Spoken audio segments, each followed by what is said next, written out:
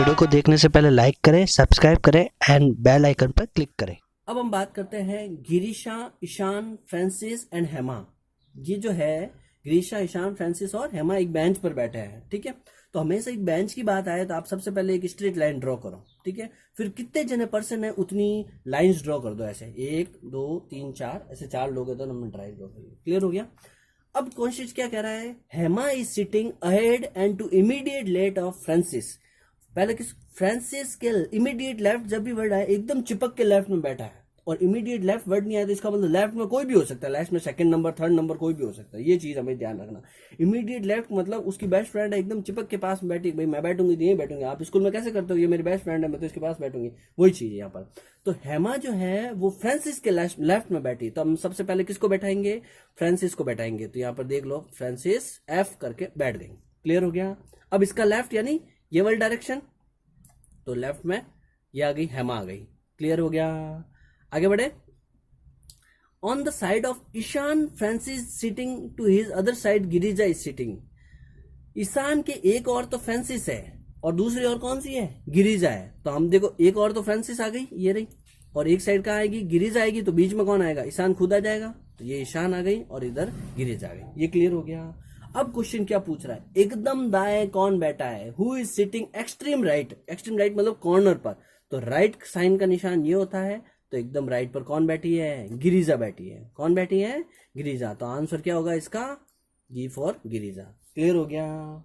Simple है। देखो actually simple इसलिए लग रही है क्योंकि हम इसको इजीली फ्रेश माइंड से सॉल्व कर रहे हैं। एग्जाम में एक चीज ध्यान रखना, अगर पजल आपको 1 मिनट के अंदर सॉल्व हो जाती है तब तो आप उसमें उसको सॉल्व कीजिए, अदरवाइज आप उसको सबसे एंड में कीजिएगा।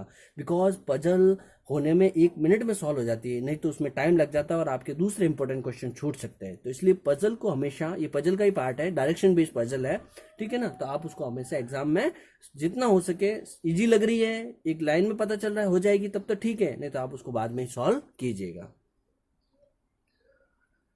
अब एक क्वेश्चन आता है जो सीटेट में आया था। देखिए, a doctor is located eight x. एक डॉक्टर का जो घर है वो एक्स पर है, ठीक है, और अस्पताल वाई पर है, यानी hospital is located at Y. There is no straight line from doctor's house to the hospital. Doctor के घर से हॉस्पिटल जाने का कोई सीधा रास्ता नहीं है, ठीक है। इसका मतलब गांव की ढाणी में है, घूम के जाना पड़ेगा, ठीक है।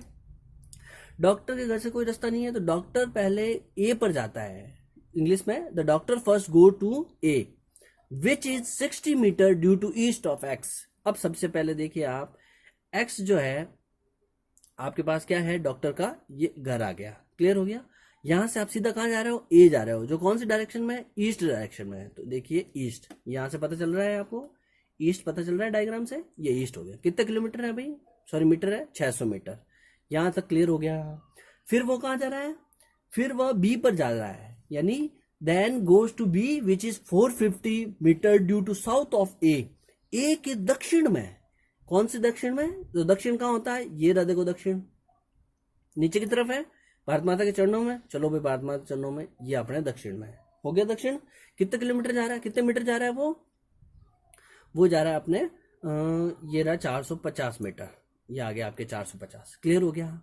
फिर वह सी पर जाता है, किस पर जाता है, सी पर। तो ये सी कौन सी डायरेक्शन है, पश्चिम डायरेक्शन में लिखा हुआ है, सी जो कि बी के ठीक पश्चिम में है। Then to C which is 120 metre due to west of B. B का वेस्ट, ये देखिए बी यहां पर है, तो इसका वेस्ट कहां होगा, ये इस डायरेक्शन में है, तो ये वेस्ट में कितना चल रहा है, ये सी आ जाएगा और ये 120। अब आगे क्या कह रहा है, and finally reach the hospital at Y. C से थोड़ा आगे बढ़ा तो वो हॉस्पिटल पहुंच गया, और विच इज, यानी विच जब भी वर्ड आया यानी वाई। देखो वर्ड याद रखना, हिंदी में जो और इंग्लिश में विच आए, इसका मतलब उसके आगे, विच के आगे जो वर्ड है यानी वाई है, जो के आगे क्या वर्ड है, मतलब पीछे वर्ड क्या है, वाई है, वो उसके लिए यूज हो रहा है। तो वाई के ठीक उत्तर में 90 मीटर की दूरी पर है।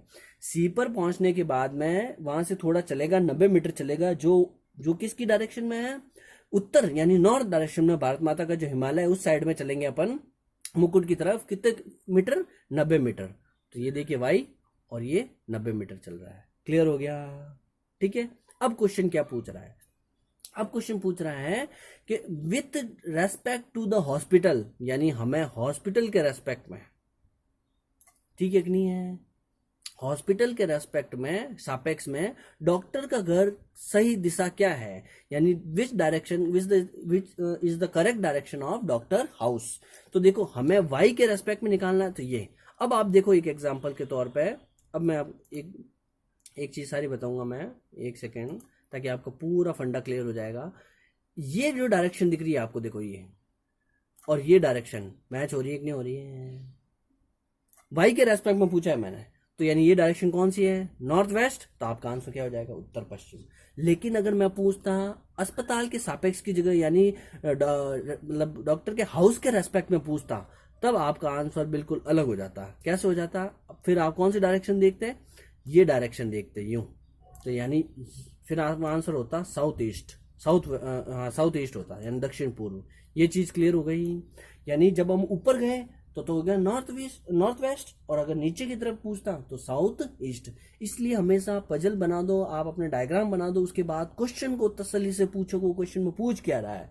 सापेक्ष बदल जाएगा, रेस्पेक्ट बदल जाएगा, तो आंसर भी बदल जाएगा। और ध्यान रखना एग्जामिनर इस हिसाब से ही पेपर बनाता है कि आपकी एक गलती से भी जो आंसर आता है ना, वो भी ऑप्शन में अवेलेबल रहता है। क्लियर हो गया?